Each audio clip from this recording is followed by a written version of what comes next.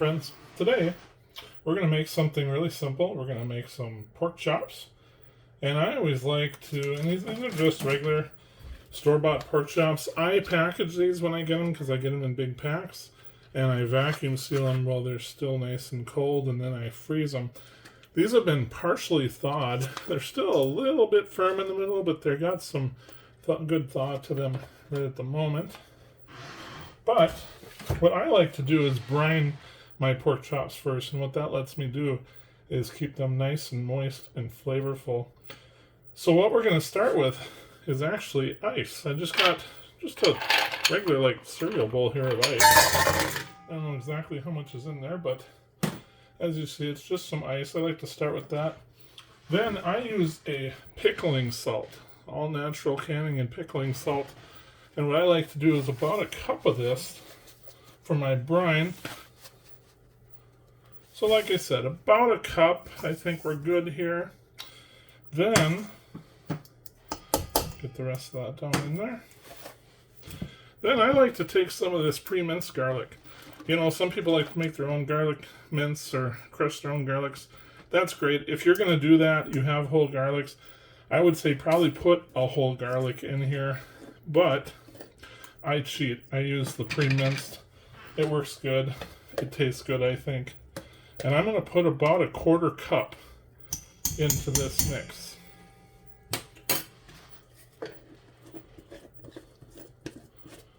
Then I'm going to add some balsamic vinegar. I like the flavor of it, and the vinegar and the acidity actually helps to break down the pork chop and make it a little more tender. So I'm just going to put some in here. I would say that I'm probably putting in maybe a quarter cup there.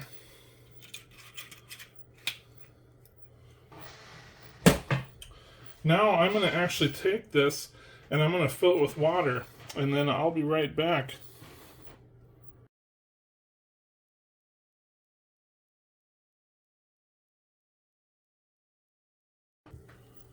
Now that has been filled with water, and I use nice cold water just from the sink. It's just fine. And I stir it up real good. You want all those ingredients, the garlic and the pickling salt and the balsamic vinegar to mix well. And so it looks like it is. And I like having the ice in there because you want to keep this nice and cold. Then I'm going to take my pork chops and just put them in. Now, I did wash my hands before this. I just definitely suggest you do that. But I want to submerge them. And again, these aren't completely thawed. They're still just a little bit frozen. If you're starting with fresh pork chops, that's fine too. You just want to make sure everything stays nice and cold. Now this mix is going to sit like this for about 2 hours. I personally leave it out, but if you feel more comfortable, you should put it in the refrigerator if you have the space, because you definitely don't want this to get to room temperature. You want it to stay nice and cold to keep the bacteria down. And after this is set for about 2 hours, we'll come back and we'll go to the cooking stage. Thank you. Okay, now here we are.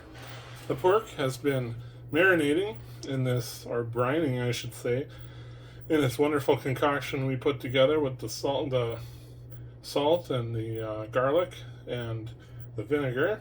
And we put a lid on this here just so nothing gets into it. We have puppies, and so sometimes, you don't want stuff in there.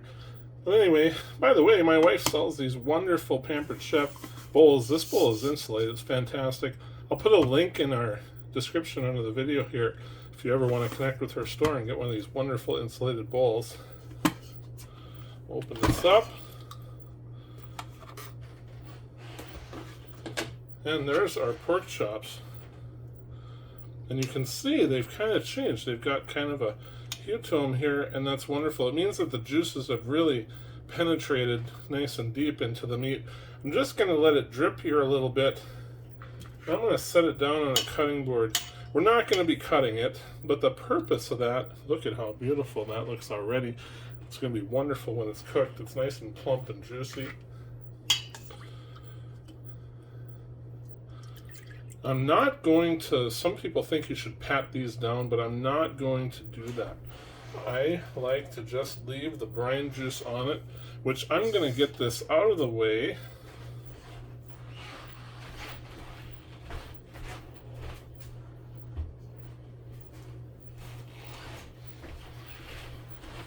I'll bring this in a little closer here.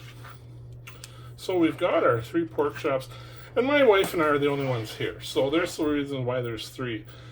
As far as the brine mix, I wouldn't really change it if you have more pork chops to put in, and the reason why is because you're going to have pretty much the same salinity and flavor of the water, so I'd kind of leave it the same if you got a full package or just these 3. Now I like to use a garlic salt mix here, and that's it. Really simple, but I put it on rather heavy.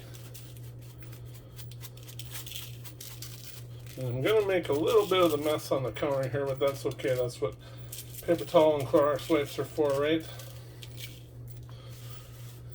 I try to get the sides once I get the other side flipped over here.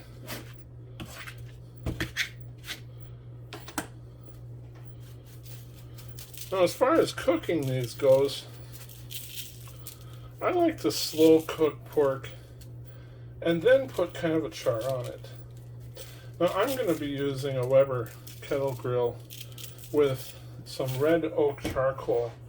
But if you don't have that available to you, using an oven at about 325 degrees or 300, whichever you like, is good. And you just want to kind of slow cook it. I'm kind of getting some things on the edges here because I like the flavor all the way around, so I'm kind of mixing it around a little bit here. But I like to be able to make sure that everything will have some nice juice to it. Remember that, when you cook, a lot of this seasoning comes off. So it might seem like there's a lot, but the truth is that most of this is going to come off while you're cooking. So I've already got my kettle grill ready to go, and I'm going to put it in the kettle grill. But the one thing that I always do is I don't cook my meats based on time. I cook them based on temperature. And one of the devices that I like to use is an instant thermometer, a digital one. You can buy them on sites like Amazon for pretty low cost. And I just temperature probe them. With pork chops like this, I like to have a temperature of about 150 in the center. Then they're nice and juicy still. They're safe to eat. And I tell you, the flavor is great. I'm not going to show the cooking process because I'm not sure what you're going to use. But just monitor those temperatures and then put a little sear on it, whatever you do. I'll show a picture here when we get done. Thanks. And there's the finished product. As I had said, I use an instant thermometer. Again, my wife sells these Pampered Chef. This is the one that I used today. It has a nice probe in it that comes with it. It's an instant thermometer. And then it also has a little bonus. If you want to, you can plug in a secondary monitor to it, or temperature probe. And you can use this in your oven. Works really fantastic. But anyway, so our meats are nice and done. I've had it sitting for about 10 minutes here, and we're down to 145. It's about a perfect temperature. I try to go through about the thickest center part of the meat here to make sure that we're at the right temperature. And then, if I get out a knife here, we take a nice juicy cut of one of these just to see what she looks like inside. Boy, you can see that moisture just coming through. That is nice and moist. Love it. It's going to be delicious. Thanks, folks, for watching. If you have any questions or anything, put them in the comments. And if you would like and subscribe, I'd love that too. Sure would appreciate it. Thank you.